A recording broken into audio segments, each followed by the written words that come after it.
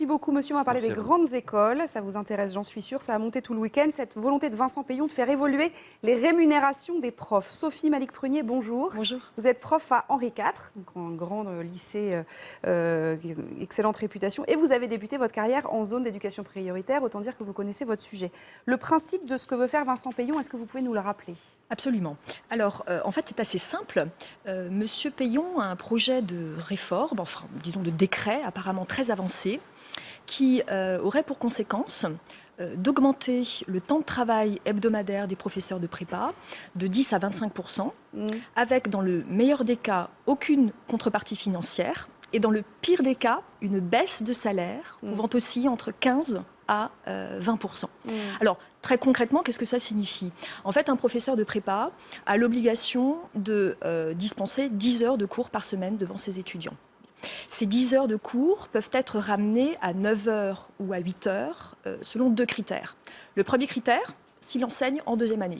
C'est évidemment l'année des concours, donc c'est une année qui est particulièrement lourde, où la pression est forte, les programmes changent chaque année, donc la quantité de travail à fournir est colossale. Donc effectivement, c'est plus difficile, tout simplement, d'enseigner en deuxième année comme première année. Donc voilà, il était justifié, effectivement, qu'il y ait une heure de cours en moins.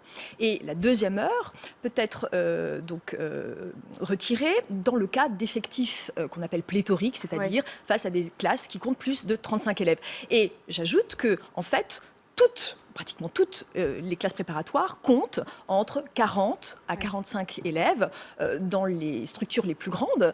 Par exemple, au lycée où j'enseigne, il n'est pas rare d'avoir des classes de Cagne, donc de deuxième année, qui comptent jusqu'à 60 élèves. Donc, très concrètement, ce qui était jugé hier plus difficile devient aujourd'hui normal, c'est, me semble-t-il, prendre acte d'une dégradation des conditions de travail. Et la question que nous nous posons tous est la suivante. Est-ce là la réforme de l'éducation que nous avait promise le En précisant bien que ça n'est pas 10 heures de travail hebdomadaire, hein, Alors, on est bien d'accord. À côté de ça, effectivement, c'est tout des à fait... euros, etc. Voilà. Vous ne travaillez pas 10 heures par semaine. Hein, non, voilà, ça pourrait sembler pour le moins caricatural, mais le... effectivement, et si vous me permettez, je voudrais rebondir sur ce point, il faut que ce soit très clair pour ceux qui nous écoutent. Effectivement, les 10 heures ou les 8-9 heures, bon, c'est la partie émergée de l'iceberg. En réalité, il y a un travail, évidemment, en amont comme en aval. En amont, comme je l'ai dit, il faut préparer les cours. Écoutez, moi je n'ai pas peur de le dire, en classe préparatoire, nous avons les meilleurs étudiants.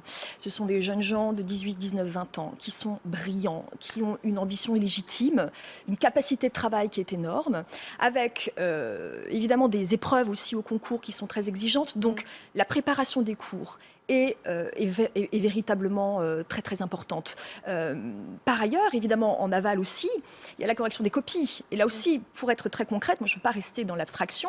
Vous savez, nos étudiants, quand ils passent les concours, ils ont parfois des épreuves de 6 heures, par exemple en philosophie, en histoire, en littérature. En 6 heures, ils écrivent 10 à 12 pages. En histoire, ça peut aller jusqu'à 20 pages. Il faut les corriger. C'est-à-dire que, voilà, il faut faire un travail qui soit adapté au profil individuel. Et c'est ce qui justifie aussi, je crois, la nature de l'accompagnement que nous faisons. Donc, alors, dans cette idée de Vincent Peillon, il y a évidemment de rééquilibrer avec les salaires des profs de ZEP. Alors, vous avez été prof en ZEP. Vous êtes d'accord pour dire que ces profs sont mal payés? Tout à fait. Que c'est difficile. C'est un métier dans lequel aussi on a des corrections de copies qui durent certainement moins longtemps, que ça n'est pas... Tout à fait. Mais qu'il faut améliorer leur traitement. Tout à fait. Alors, il y a une chose d'abord qu'il faudrait peut-être rappeler, c'est que effectivement la stratégie en fait est très habile. On enlève aux riches, entre guillemets, pour donner aux pauvres. Mais écoutez, ça c'est merveilleux, c'est Robin des Bois, moi j'applaudis des deux mains. En réalité, comme vous l'avez dit, c'est beaucoup plus complexe.